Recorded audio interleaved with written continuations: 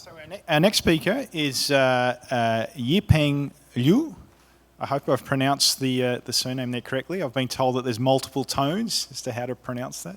And Yipeng will talk on a presentation entitled Multi-Channel Infrared Stimulation on Mesoscale Cortical Units with Ultra-High Field 7T MRI. Over to you, Yipeng. Okay, thanks for the introduction. Today I would like to introduce you a multi-channel cortical interface combining the infrared neurostimulation with 7T functional MRI.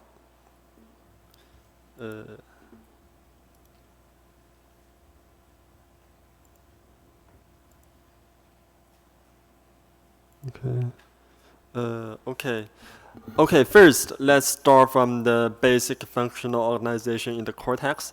So let's imagine that when you are looking at a person, the information will flow into your visual cortex, and the information will be encoded by different functional selective neurons. They are working together. So they are also spatially distributed in a modular manner, like this picture. So we call them columns or domains, and those domains can systematically represent different orientations, depth, and color informations in a submillimeter structure.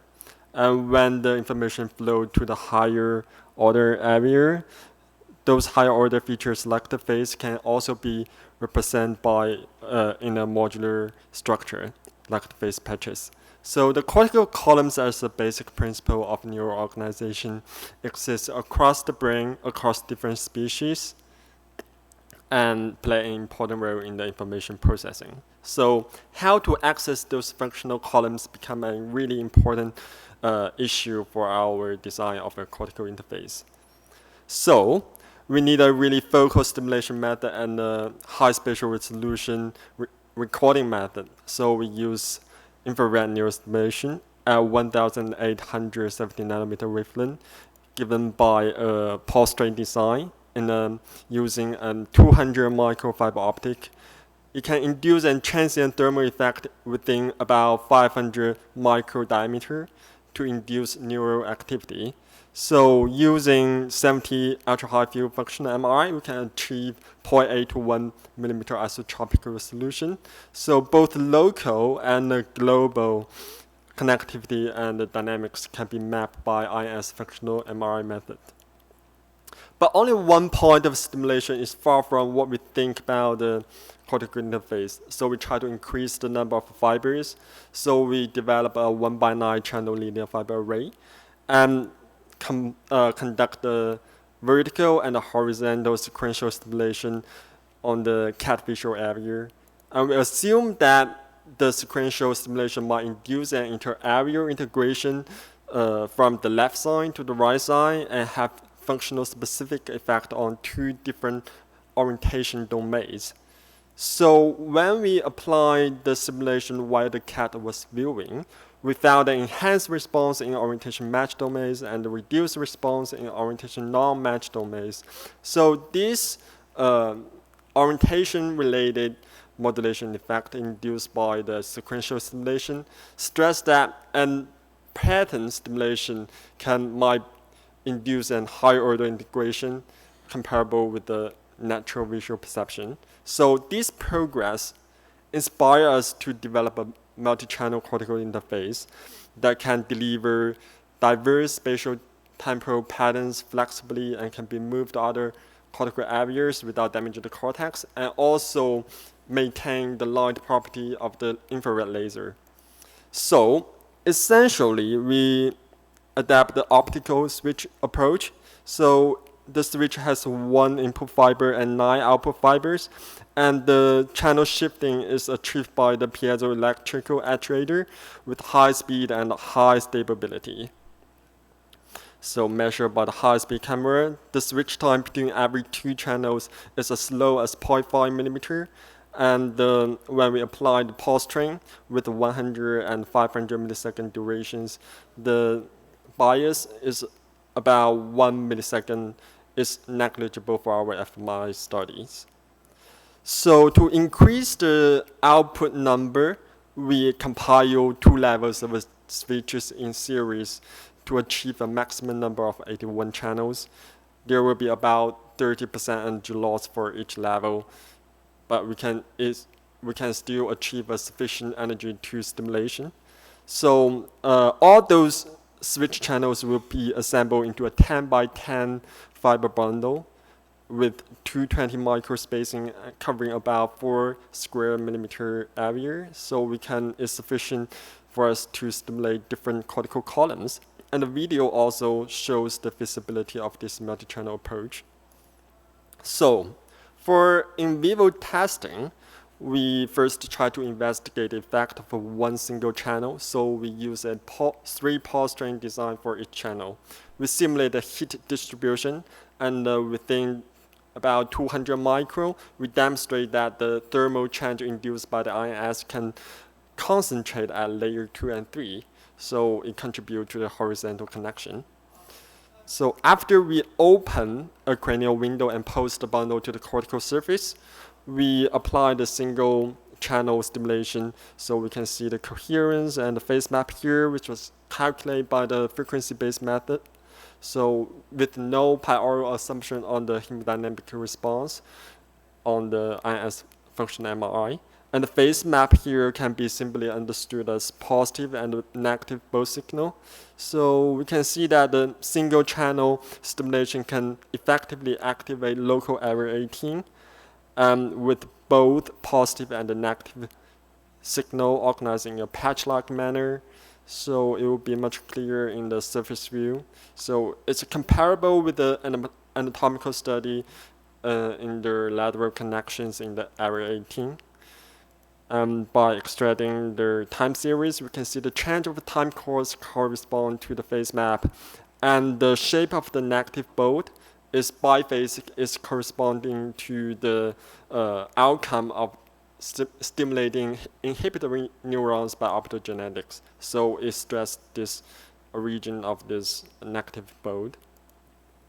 So because the cortical columns are spreading out across the cortex, so when we move from one channel to the other, we want to see whether some different network can be activated by different channels. So we actually found that there are 2 distinct networks with distinct patterns active by 2 nearby channels with 440 micro distance.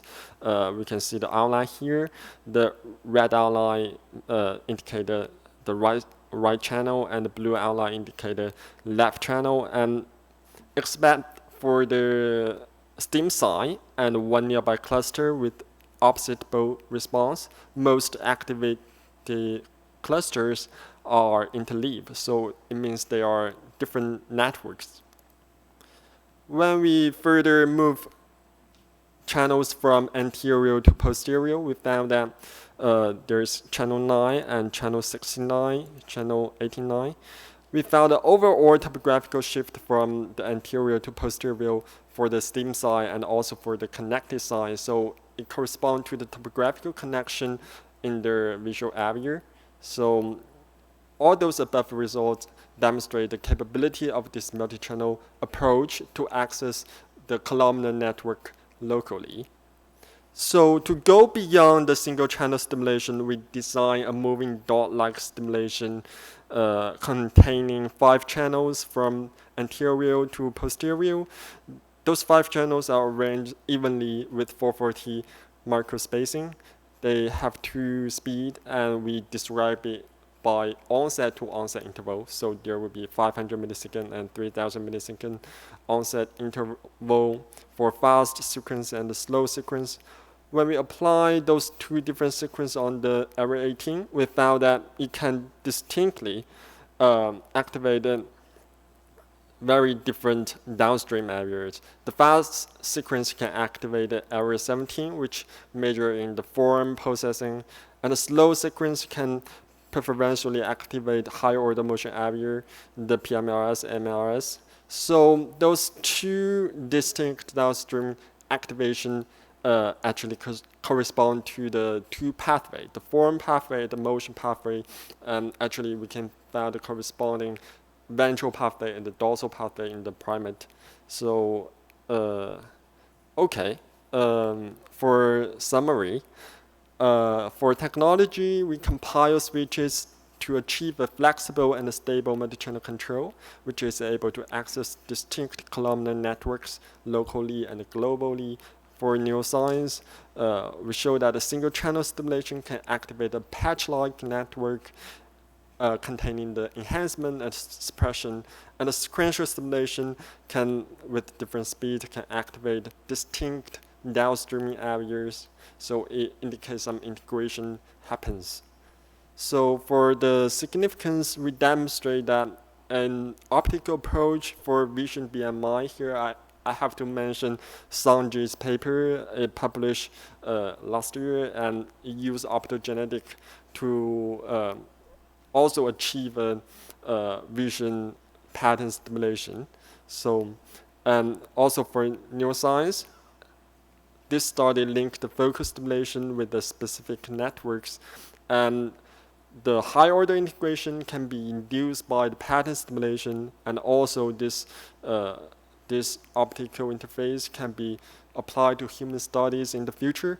So finally, I want to thank all the lab members and my team members, and especially my investigator and one row, because I'm just an undergrad, so their support is very valuable and necessary. So thank you all. Thank you.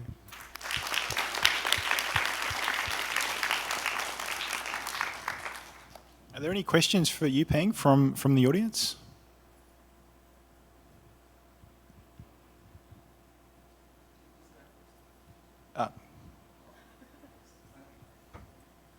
So very interesting work. So currently you're able to program a switch array, right? Yeah. To show the light, different patterns of light on the visual cortex, and you're able to observe their activations, right? Yeah. The switch is programmable by an Arduino program, so you can control the different switch one by one, shift from one channel to another channel. Okay. Yeah, that's what we usually use. How we usually make like moving pictures. Okay, so my first question. So how fast is the Switch time? Yeah, how fast is switch line, and how fast is like the change of your patterns? As our measurement, we measure the switch time here, and by high-speed camera, the switch time between every two channels is as slow as 0.5 millisecond. Okay. And so we can compare it with some other recording system. And how long does it take for the brain to respond to Here the response recorded both signals, so the response is very slow. If you use other recording method like the electrophysiology, is much faster. If you have electrophysiology, that's gonna be better. Yeah. You haven't done that, right? We didn't do in this study, but we are doing electrophysiology. Oh, you're doing, so we're gonna have your results maybe next OHBM, right? Yeah. As well. Okay, very interesting. And the second thing is, have you tried to give some sort of stimulus for the higher for the higher cognitive function areas of the brain, like prefrontal or? Or do you ask whether I tried put those things in high order area? It would be interesting if you're stimulating the high order functioning brain. I think it's much more complex. So we start from the primary visual cortex, and in CAD, it's much more clear, and the columnar structure is very clear, so we can know what we stimulate. When we move to the prefrontal cortex, I think it's or maybe the motor cortex. It's maybe the motor cortex, because it's also well studied. Yeah. I will try that. I wonder, we're coming up to the hour, so I think maybe you guys can continue offline. Okay. It's going on to 7. So just in fairness to the last speaker, who is Hyun Suk Moon,